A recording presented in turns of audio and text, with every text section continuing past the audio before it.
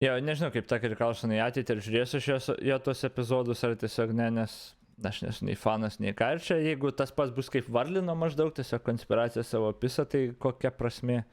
Hey, it's Tucker Carlson. The Biden administration arrested Donald Trump this afternoon. They had him arraigned and fingerprinted in a Miami courthouse like the accused felon he now technically is. These were the first steps in a process that is designed to put Donald Trump behind bars for the rest of his life. Cable news carried every moment of it live. It's unprecedented, they told us, with what looked like shock. But they weren't shocked. They knew this was coming. Everyone who's paid attention knew it was. What just happened was always going to happen. It's been inevitable since February 16, 2016. That's the day Donald Trump made a blood enemy of the largest and most powerful organization in human history, which would be the federal government.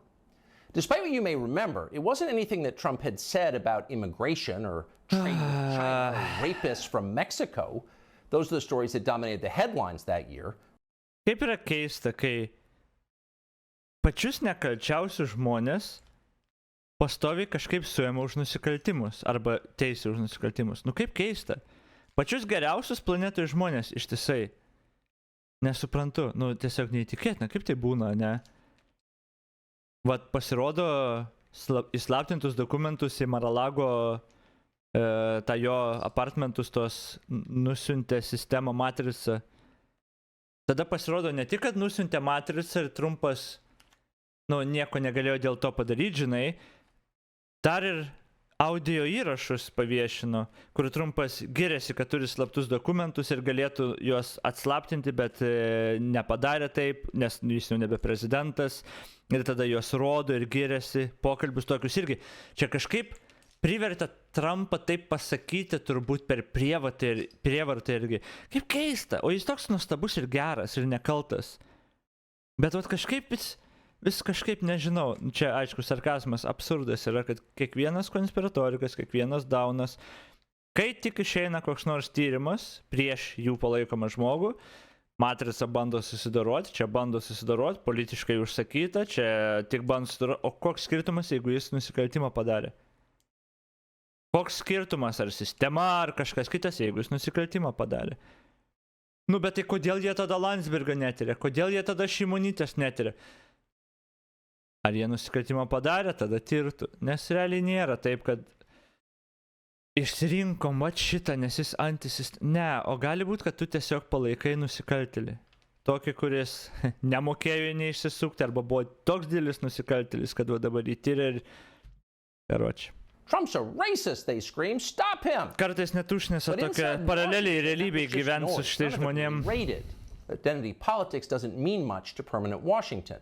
What matters, then and now, is foreign policy. The invasions and occupations and proxy wars. The decisions that determine which global populations will thrive and which will die. The policies that... Toj sujungs Ukrainos karą su Trumpo dokumentais ir dar toj tapino skaitinam akciją sujungs, nes Lietuvoje tai sujungė lėkstutis. Šitas gal irgi sujungs toj? That come with trillion-dollar price tags. The ones that over time have made the counties around D.C. the richest suburbs in the world. In Washington, that's what actually matters. And it's obvious when you look carefully. When there's a debate about anything else, for example, the debt ceiling, both sides take their assigned positions and they start yelling. But when Congress decides to start a war, no matter how foolish or counterproductive or obviously disconnected from America's core interests that war may be, when that happens, the leaders of both parties automatically jump behind it like circus clowns. And then they stay there, sometimes for decades. They defend that war relentlessly against all evidence until somebody finally rings the all-clear bell and they can begin to admit that actually, maybe it wasn't such a great idea. We meant well, but it just didn't work out. The good news is we've learned a lot of important lessons. In the end, they usually do say something like that, but only after emotions have cooled and the damning details have begun to fade from collective memory. It's an apology that's not actually an apology, much less repentance, and it's years too late to matter in any case. But until then, that's all you're getting. Until then, no dissent is allowed. That's the first rule of Washington. But somehow, Trump didn't bother to follow it. He is from out of town, so maybe he didn't know it was a rule, or maybe he just didn't care. Either way, neatskėrė iš tikrųjų, kiek mažai konkretumo ir kaip viskas ambiguous ir kalba apie tam tikrus įvykius, kurie galbūt atsitiko ir galbūt jis galėtų pagrįsti, ką sako. Nu, tos, kur įvykius įvardina kažkokius, bet tada išvados, vėlgi išvados tiesiog. Retorika kokia. 7.5 years later, we can point to the precise moment that permanent Washington decided to send Donald Trump to prison. Here it is. It's from the Republican candidates debate in Greenville, South Carolina. We should have never been in Iraq. We have destabilized the Middle East. They lied. They said there were weapons of mass destruction. There were none, and they knew there were none. There were no weapons of mass destruction. All right. We should never have been in Iraq. Ai, šitas įvykis nulėmė, kad Trumpas kalėjime bus, bet ne dokumentai ir ne tai, kad Trumpas įstatymus pažeidinėja ir giriasi. Okay. How could they not? But it was the next line that doomed Trump to today's arrest. Oi. They lied, he said. There were no weapons of mass destruction, and they knew there were none. Now, when he said that, a few in the crowd booed. Most just sat there in silence, stunned. Can he say that? Well, he said it anyway. And by saying that, he sealed his fate. That was the one thing you were not allowed to say, because it implicated too many people on both sides, which on this topic is really just one side. Hillary Clinton was guilty of it, but so was Paul Ryan. All of them were guilty. They all knew, they all lied. And to a person, they hated Donald Trump for exposing them. After that, it was pretty clear that... Beje, čia tą pasakant, ko dažniausiai tie opozicijoje esantis marginalai ir psichopatai nesupranta, kad, vat, pavyzdžiui, dabar vat, reikėtų ginčtis. Aš neturiu problemų su to, kad Trumpas pasakė tenais. Jo, Irake niekada nebuvo tų ten, kiek žinau, ten visas tas karas buvo tragedija biškiuka ir priežastis buvo, nu jo, ten tokia juodesnė dėmė, kaip suprantant Amerikos istorijos ir viena iš daugelio, kaip ir bet kokią šalį tu gali rasti blogų dėmių. Dėl to niekas nesiginčia, tarkim. Nors tai net nėra techniškai, nu, nesvarbu, bet dėl to niekas nesiginčytų. Problema yra ta, kad tai yra jiems įrodymas apie globalią konspiraciją. Kas nėra įrodymas apie globalią konspiraciją, bet jiem yra. Ir tipo, jeigu tu netiki globalią konspiraciją ir juos vadini psichai, jis galvoja, o tai ką tu sakai, kad ten buvo Irake tas? Ne, mes ne apie tai kalbam. Ir va čia tas dalykas, tu kažkaip toks jų, kaip čia mąstymas, blet, arba viską tiki, arba tu esi prieš. Ir gal čia vat Lekstutis ir Lekstučio mąstymas labai vat toks ir pasireiškia, kodėl jis draugų neturi vien tik priešai.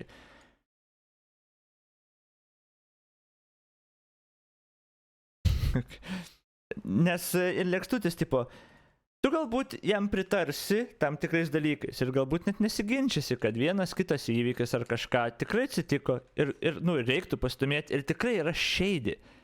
Ir tikrai yra ne visai teisingas.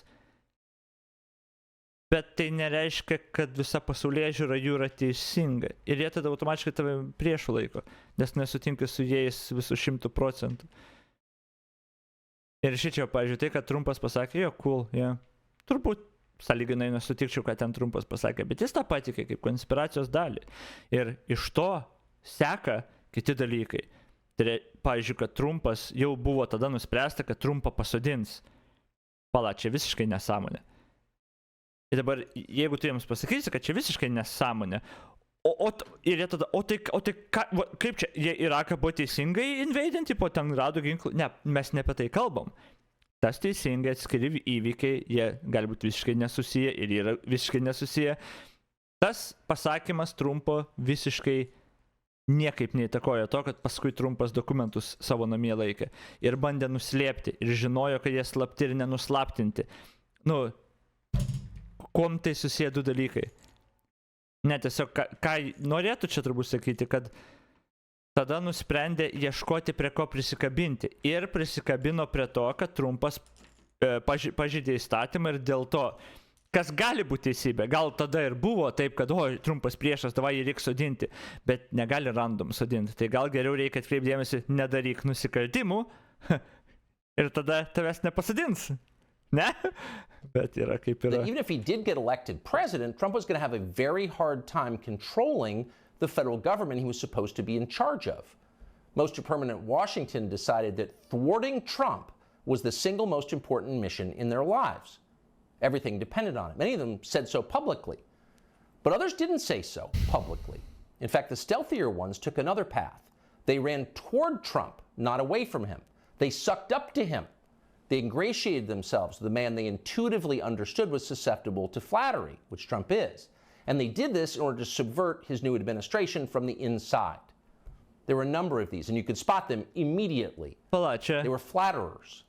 Invariably, the ones who flattered Trump the most hated him the most and disagreed the most strongly with his views. You saw them in the hallways of the White House. Bet tai tu save apibūdini čia.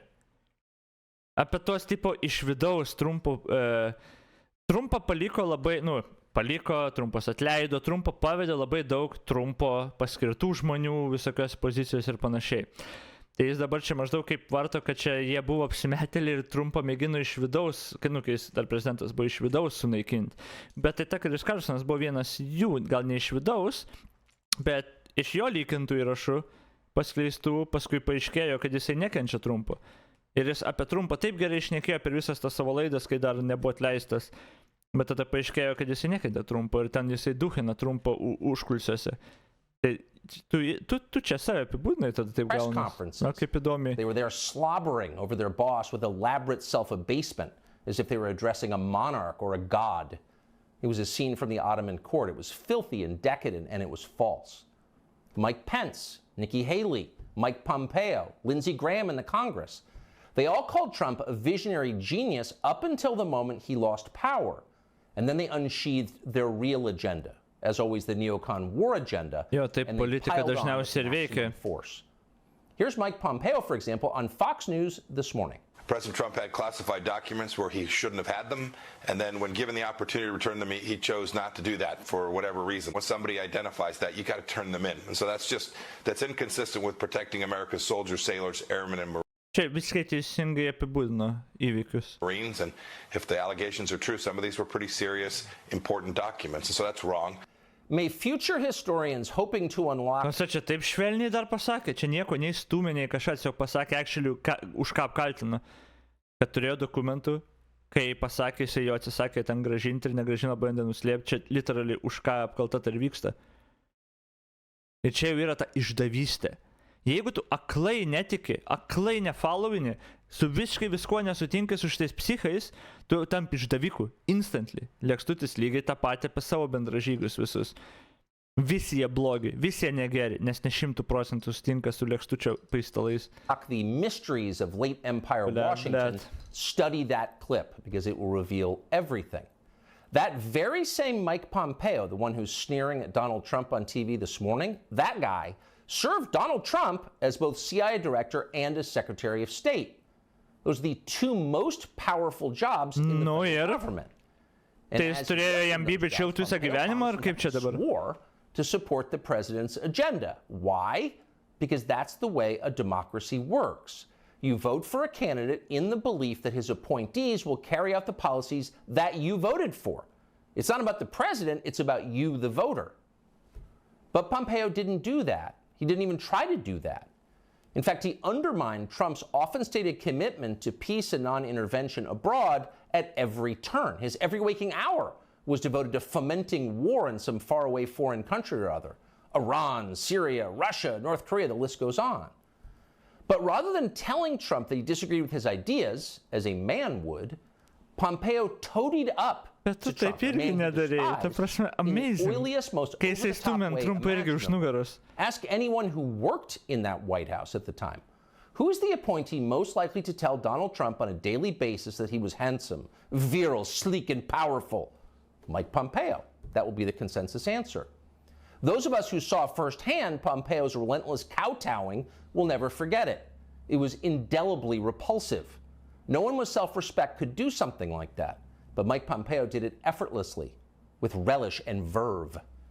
Now, this same person is telling Fox News viewers that he fears for the safety of our military, our soldiers, sailors, airmen, and Marines, in the approved phrase, because Donald Trump took some classified documents home and didn't immediately return them to the National Archives? What a lie that is. Reiktų, kad kas nors padarytų editą, žinai, to nulykinto teksto, ką Tuckeris Carlsonas apie Trumpą sakė ir ką iš Tuckeris Carlsonas iš savo dar laidos, kai turėjo, ką jis apie Trumpą sakydavo. būtų jaučiu feastas. Pompeo knows that's a lie. He spent his entire life in Washington. Washington is a city where internal memos about Labor Day are classified because everything is classified. Your government has classified more than 1 billion federal documents, most of them boring and pointless and a danger to no one, and locked them away in secret where you can't see them because you may be an American citizen, but not really, and therefore you don't have the necessary clearances to know what's going on. And by the way, none of this is done in order to make America safer, any more than COVID restrictions were designed to keep you healthy. No. It's a caste system. That's the point. And you're the untouchable in this hierarchy. Mike Pompeo knows that. Everybody who works in Washington knows that. How many secret documents do you think Dick Cheney took home with him while he was running the Iraq War? How many did his wife read? She never had a clearance. We'll never know the answer because there is no chance Dick Cheney will ever be investigated or his staffers will be told to wear wires in his presence. He will never be indicted for this. Of course not.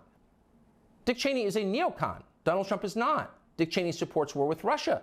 Trump does not. That's the difference. The rest is just a distraction. The prosecution of Donald Trump is transparently political. He's literally Joe Biden's main political opponent. He's polling over 60% among Republican voters right now. So Joe Biden is doing what no president has ever dared to do. He's using law enforcement to lock up his chief rival. That's happening right now. Ar negalima tiesiog įstatymo nepažeidinėti? O negalima tiesiog uždaryti tų, kurie įstatymus pažeidinėja? Kurie turi slaptus dokumentus, kurių negali turėti savo namuose. Pasakoja savo ten draugeliam golfo klubuose, kaip turi dokumentus, kuriuos, jeigu būtų prezidentas, galėtų padaryti unclassified, bet nepadarė. Ir jie yra slapti. Giriasi tuom, tada netiduoda jų, meluoja, kad nėra. O galima viso šito nedaryti ir nepažeidinėti įstatymų. Tada nereiktų pergyventi, kad kažkas naudojasi. Gerai, tegu naudojasi visais įmanomais įrankiais, kad psichopatus, melagius, nusikaltėlius surakintų. Ok, good. Kodėl Trumpas tada to pačio nepadaro? Tegu Bideną irgi, nes Bidenas įstatymą nepažeidė. Mat kaip yra. Tai problema nėra iš tikro, kas naudoja kokius įrankius, o kas įstatymą pažeidė, kas ne. Nes Trumpas mėgino naudoti visus įmanomus įrankius, kad rinkimus atimt. Kad iš vis, kaip anuliuoti rinkimų rezultatus. Jis bandė sukurstyti, kad valdžią nuverstų labai ten nesėkmingai, tipo.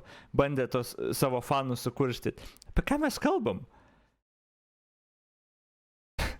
Bet tiesiog, jeigu apsiverstų pusėm, jie plotų rankom iš visų pusių. Ir sakytų, jeigu jis, pavyzdžiui, būtų Bideno fanas ir Trumpo nekęstų. Plotų garsiai rankom. Maladėts Bidenas, teisingai naudokis teisiniam sistemom ir užrakink tą idiotą. Tai yra, ir visi šitą žino, 100% tai būtų, bet kadangi čia jų čiuvakas nusikaltėlis, jam grėsia, tai čia visi kalti išskyrus nusikaltėlis. Išskyrus tai, kai jie palaiko nusikaltėlį. It's fucking brilliant. Anyone who denies it's happening is lying to you. Jau actually, by the way, nuteista, convicted nusikaltėlį. Jo, nuteista ir dabar laukia, man atrodo, jisai mėgins tą ten tas sexual assault cases, kur 5 milijonus pritėsi. Ten liktais apskūsi, bet actually jau nuteistas Trumpas. Bet, net. But actually it's worse than that.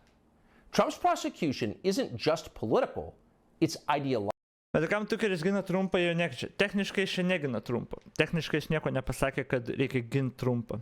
Jis tiesiog varo ant visų, ant tos sistemos, ant tos matricos, varo.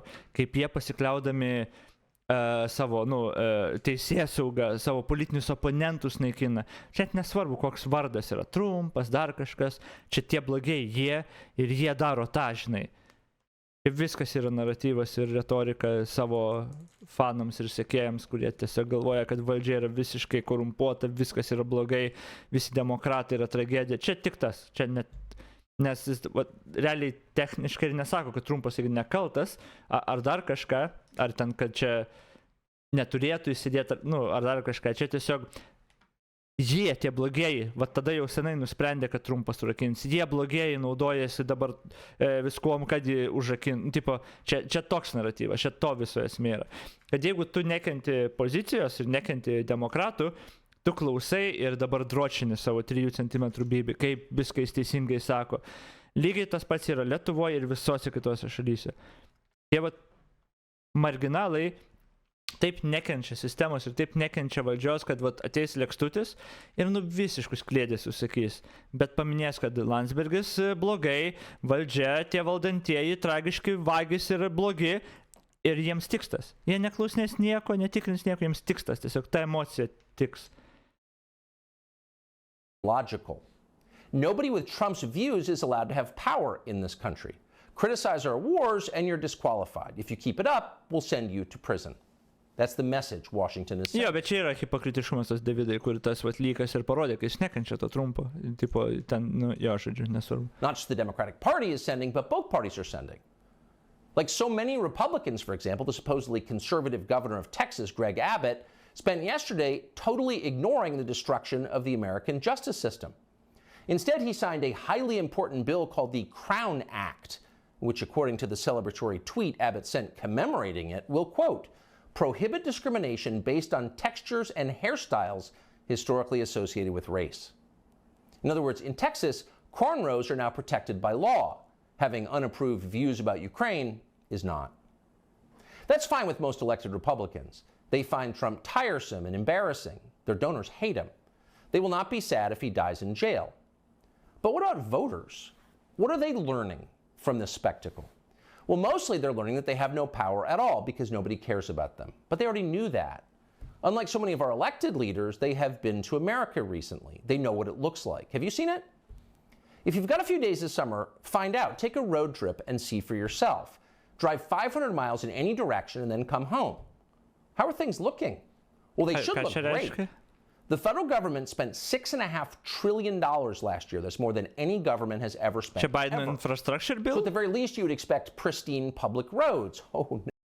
Pala. Well, they should look great. The federal government spent $6.5 trillion last year. That's more than... Last year.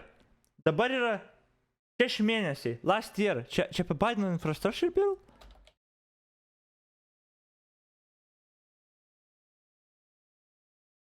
Kiek išleido?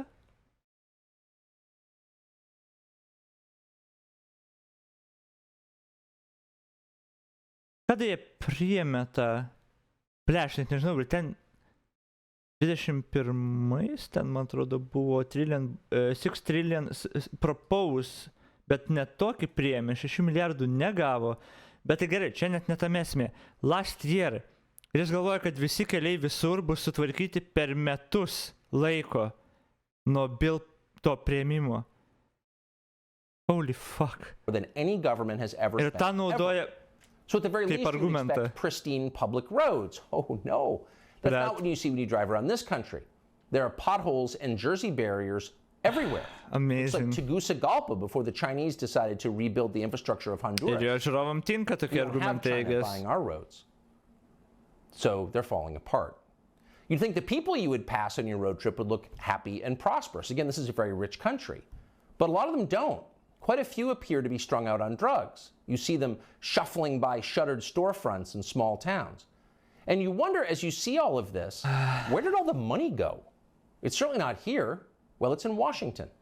It's in Fairfax and Loudoun counties, and in leafy, perfectly manicured Northwest D.C. And of course, a huge chunk of it went to Ukraine, to Zelensky and his friends. Not because you voted for that. Jis galvoja, žinai, kad vietoj to, kad gatvę tvarkytų, tuos pinigus, kur skiria infrastruktūrai, tipo, vietoj to, vat, gatvėm ir ten, viskam kitam, ne tik gatvėm, nežinau, koks procentas ant gatvėm techniškai skirta keliams. Jis galvoja, kad tuos pinigus tiesiog nusiuntė Zelenskiui sąskaitą į Ukrainą. Ne karo technika, žinai, ir kai skaičiuoja ten, bet grinaisiais tiesiog. Tiem, kur buvo asfaltui pirkti, tipo, degradavusiam žmonėm, degradavus logiką. But because Joe Biden and his many allies, from Chuck Schumer to Mitch McConnell to Paul Ryan, and every single news anchor on all of television, all of them believe that Ukraine, its borders, its future, its infrastructure are all more important than the town that you live in. They sincerely think that, and it's obvious. Everyone in power thinks that, except for Donald Trump. Jesus Christ. Whatever else you say about him, Trump is the one guy with an actual shot of becoming president who dissents from Washington's long-standing pointless war agenda. Jis endorsina Trumpą, actually. That one fact, they're trying to take Trump out before you can vote for him. And that should upset you more than anything that's happened in American politics in your lifetime. Bet ne tas, kad Trumpas nusikaltėlis ir kad tavo geriausias šansas tavo cringe ideologijai atstovauti, tai yra Trumpas nusikaltėlis. Ne tas turėtų upsetinti, o tai, kad kažkas bando pasodinti nusikaltėlį. It's fucking brilliant. Even if you don't plan to vote you for can't Donald make this shit up. Even if you would die before voting for Donald Trump, which is your right, and a lot of good people feel that way, even still, the destruction of our democracy, which is the... Bet Trumpas mėgino sunaikinti jūsų tą jobiną demokratiją. Sakydamas, kad rinkimai pavogti, kur nėra jokių įrodymų ir jau ištyrė 100 kartų jokių įrodymų. Visi nuo jo nusisuko, teismuose niekas to nesakė. Sakė priešingai, kad niekada nebuvo jokių net normalių įtarimų ar bet kokių, kaip čia, plausible įtarimų, kad jie buvo pavogti. Tiesiog Trumpo delusion buvo. Trumpas atakavo visą šitą demokratiją jūsų. Dieve, it's brilliant. Aš visiškai nesuprantu, kaip bet kas gali klausytis ir negirdėti šitų dalykų. Right of voters to support any candidate they want, even candidates who don't want war with Russia. Wow. The destruction of that should keep you up at night. Yes, Donald Trump is a flawed man, but his sins are minor compared to those of his persecutors. Tikrai In taip. this life, we don't get to choose Tai įrodyk tada teisme. our martyrs. Problem We can solved. only choose our principles, and America's are at stake. Jo. Nori, kad nusikaltėlis atstovautų, jo. Griautų demokratiją jūsų. Ok, Trumpas, tavo principus gerai. Šiaip nėra žiauriai įdomu klausyti, man atrodo, čia buvo paskutinis, ką žies, nebent kažką įdomaus kalbės, nes, tipo, what the fuck. Koks vakaras ilgas, kaip širdim man gelia.